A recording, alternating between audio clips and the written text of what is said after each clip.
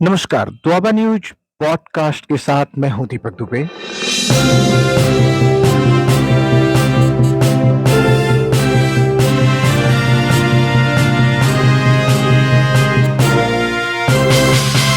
शुरुआत एक कहानी से। काफी समय पहले की बात है। प्रतापगढ़ नाम का एक राज्य था। वहां का राजा बहुत अच्छा था, मगर राजा को एक सुख नहीं था कि उसकी कोई संतान नहीं थी। वह चाहता था कि वो अपने राज्य के अंदर किसी योग्य बच्चे को गोद ले, ताकि उसका वो उत्तराधिकारी बन सके। इसी को देखते हुए राजा ने राज्य में घोषणा करवा दी कि सभी बच्चे राजमहल में एकत्रित हो जाएं। ऐसा ही हुआ। राजा ने सभी बच्चों को पौधे लगाने के लिए भिन्न भिन्न प्रकार के बीज दिए और कहा कि अब हम 6 महीने बाद मिलेंगे और देखेंगे कि किसका पौधा सबसे अच्छा होता है। महीना बीत जाने के बाद भी एक बच्चा ऐसा था जिसके गमले में बीज अभी तक नहीं फूटा था, लेकिन वह रोज उसकी देखभाल करता था और रोज उसे पानी देता था। देखते देखते 3 महीने बीत गए।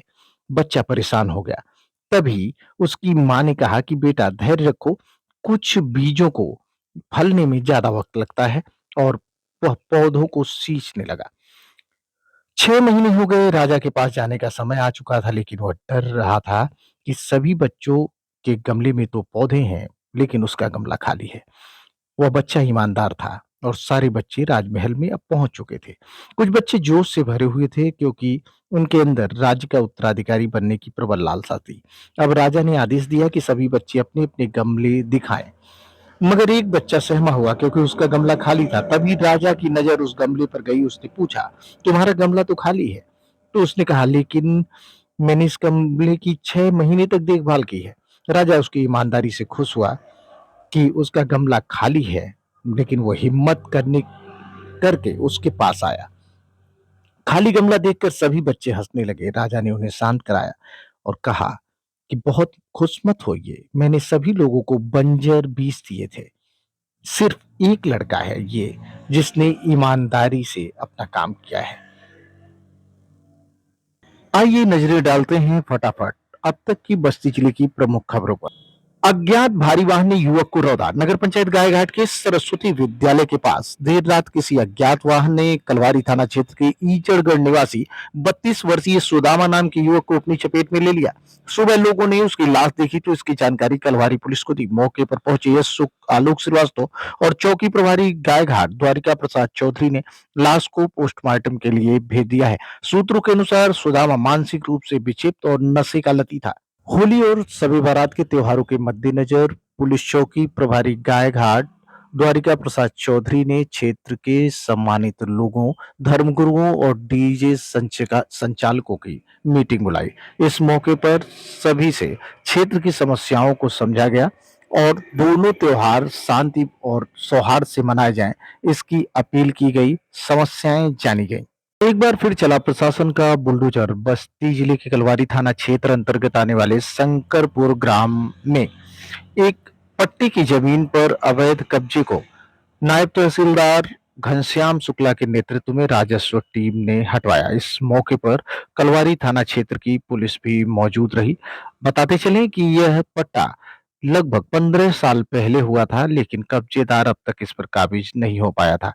कल भूमि का सीमांकन कर कब्जे को खाली करवाया गया और यह भूमि पट्टेदार को सौंपी गई। दंगल का हुआ समापन। नगर पंचायत नगर बाजार के खुटहन में आयोजित 2 दिवसीय विराट कुश्ती दंगल प्रतियोगिता का समापन रविवार को हुआ। समाजसेवी जगदीश्वर प्रसाद उर्फ ओम जी ने फीता काटकर कार्यक्रम का शुभारंभ किया। उन्होंने पहलवानों का उत्साह बढ़ाया। सदर विधायक महेंद्र नाथ यादव ने पहलवानों का हाथ मिलाकर मुकाबला कराया। बस्ती के मनीराम दास व पहलवान मोहम्मद रशीद के बीच मुकाबला हुआ, जिसमें मनीराम दास ने रशीद को धूल चटाई। द्वारिका के रजा कुरैशी व मध्य प्रदेश के सुरेंद्र यादव के बीच हुए मुकाबले में रजा कुरैशी विजयी रहे। वहीं जम्मू कश्मीर के रिजवान गनी ने राजस्थान के पहलवान मुन्ना टाइगर को आसमान दिखाया। अयोध्या के बाबा बजरंगी ने हरियाणा के भूकंप सिंह को पराजित किया। कानपुर के भूपेंद्र व रायबरेली के बबुआ के बीच मुकाबला हुआ, जो बराबरी पर रहा। रिश्तेदारी से लौट रहे साइकिल सवार किसान की हादसे में मौत।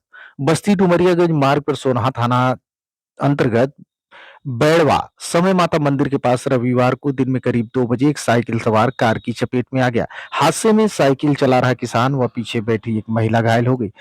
कार चालक ने दोनों को अपने वाहन से सीएचसी भानपुर पहुंचाया। यहां से चिकित्सक ने जिला अस्पताल के लिए रेफर कर दिया। साइकिल सवार किसान नेबूलाल को मृत घोषित कर दिया गया। अर्थिंग केबल चोरी, ठप हुई सिटी स्कैन की व्यवस्था। जिला अस्पताल परिसर में लगे सिटी स्कैन का अर्थिंग केबल चोर काटकर उठा ले गए। इस बात की सूचना मशीन संचालक धीरेन्द्र कुमार ने जिला अस्पताल के ईएसआईसी व स्थानीय चौकी पर दी। पीपीपी मॉडल पर जिला अस्पताल में सिटी स्कैन मशीन लगाई गई है। यहां आने वाले मरीजों की जांच की जाती है।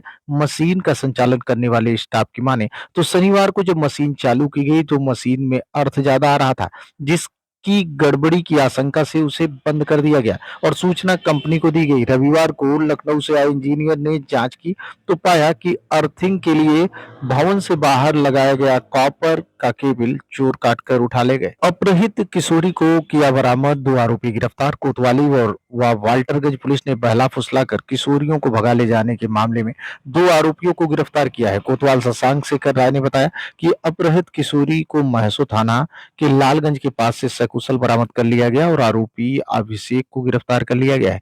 टीम में कोतवाल के साथ चौकी प्रभारी गांधीनगर जितेंद्र सिंह, आरक्षी संजय कुमार, ममता सिंह व सर्विलांस के विजय यादव शामिल रहे। वहीं वाल्टरगंज पुलिस ने किशोरी को बहला फुसलाने के मामले में और धर्म परिवर्तन करने के मामले में आरोपी को गिरफ्तार किया है। थानाध्यक्ष नारायण लाल श्रीवास्तव के अनुसार पीड़िता के पिता का आरोप है कि उसकी बेटी को इसी थाना क्षेत्र का रहने वाला आरोपी बहला फुसलाकर भगा ले गया था।